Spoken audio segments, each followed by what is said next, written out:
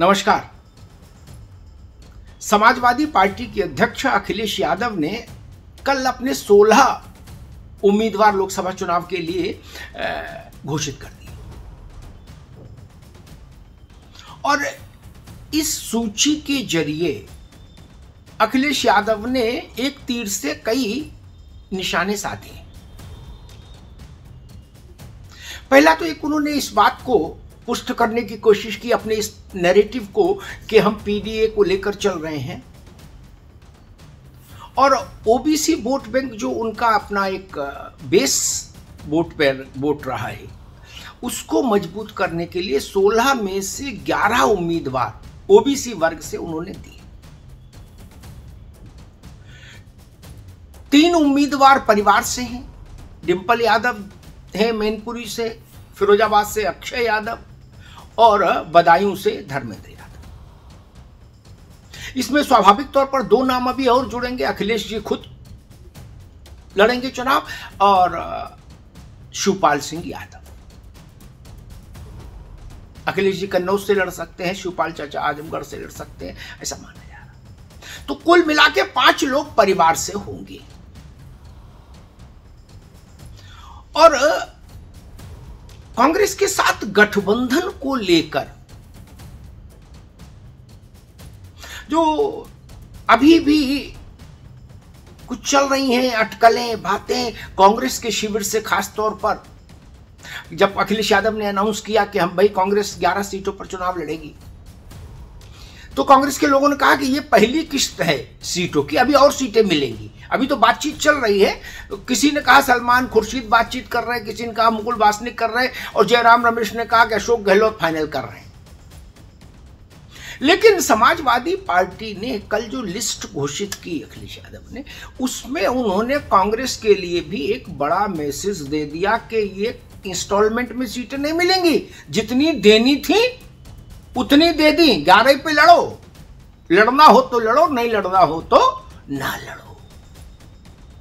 इसीलिए कल जब लिस्ट घोषित हुई सपा की तो कांग्रेस सन्नाटे में चली गई।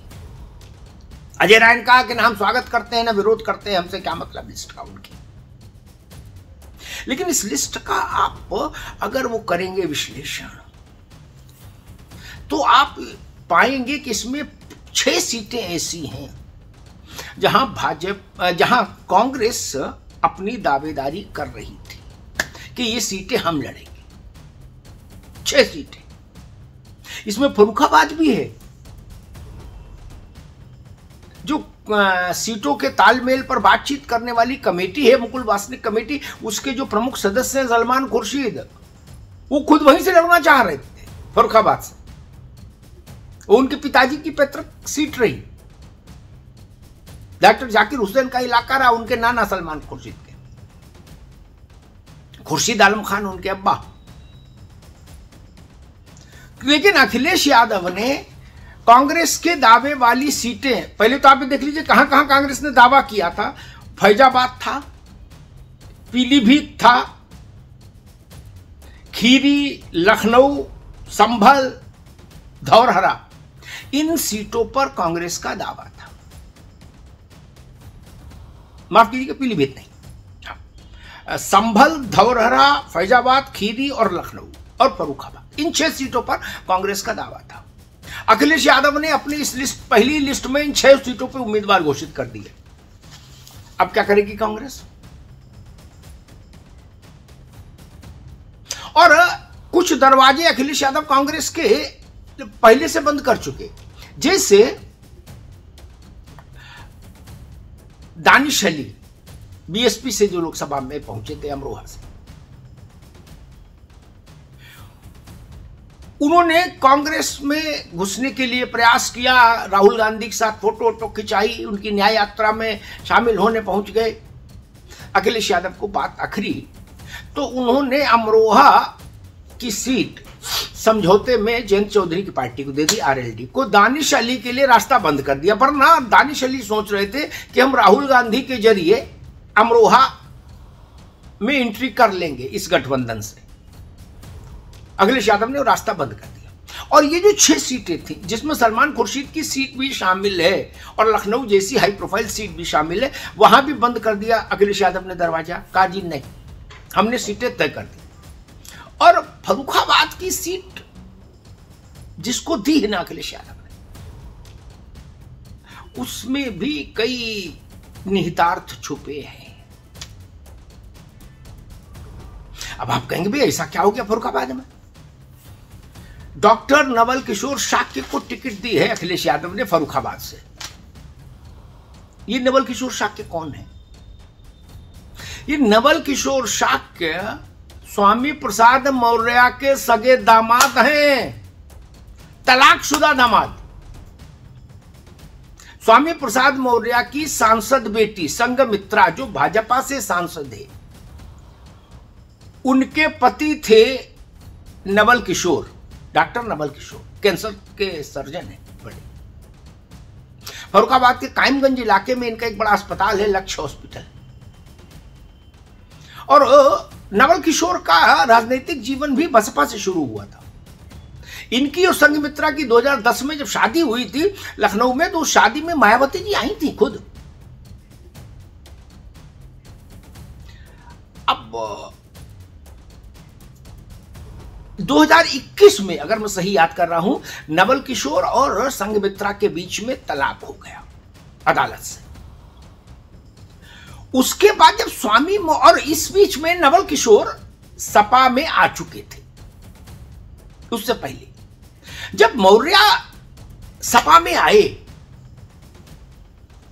तो कहा गया कि अब समाजवादी पार्टी में डॉक्टर नवल किशोर का भाग्य अवरुद्ध हो गया, क्योंकि भाई अब वो ससुर आपको कैसे पनपने देगा जिसकी बेटी से आपका तलाक हो गया। स्वाभाविक बात थी, सहज बात थी। लेकिन अखिलेश यादव ने फर्रुखाबाद से डॉक्टर नवल किशोर को टिकट दे दी। अब स्वामी प्रसाद मौर्य के दिल पर क्या गुजरी होगी ये मौर्य जाने, लेकिन अखिलेश यादव ने एक मैसेज तो मौर्य को भी दे दिया कि हद में रहो, कायदे में रहोगे तो चलेगा मामला, नहीं तो हम ऐसा भी कर सकते हैं। अब ये तो कोई नहीं कह सकता कि नवल किशोर और स्वामी प्रसाद मौर्य के बीच में सद्भाव हो गया, और ये भी कोई नहीं मान सकता कि नवल किशोर की सिफारिश स्वामी प्रसाद मौर्य कर देंगे, जिसकी बेटी से अभी अभी अदालत में मुकदमा लड़के तलाक हुआ है। फिर अखिलेश यादव ने नवल किशोर शाक्य पर दांव क्यों खेला?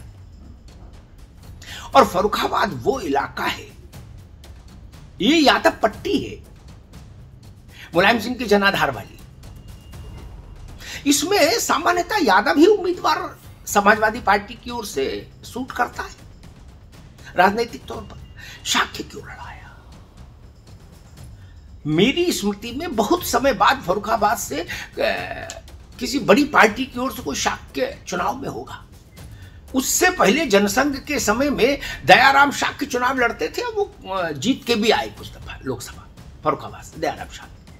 उसके बाद में उनके बेटे विधायक हुए सुशील शाक्य बीजेपी से। लेकिन अब अखिलेश यादव ने यादव छोड़कर फर्रुखाबाद में इस आलू पट्टी में, यादव पट्टी में शाक्य को उतारा है। इसके भी कुछ मायने हैं।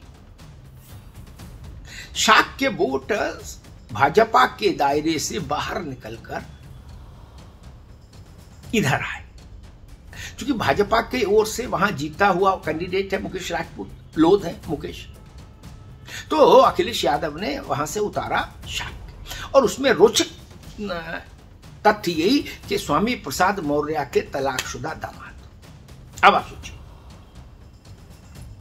इसका एक बड़ा और दूरगामी संदेश है मौर्य जी के लिए कि आपका दबाव हम मान नहीं सकते। अब भी मौर्य जी नहीं समझेंगे तो फिर मौर्य जी अपने अच्छे बुरे के लिए राजनीतिक जीवन में खुद जिम्मेदार होंगे, ऐसे समझदार लोग कह रहे हैं।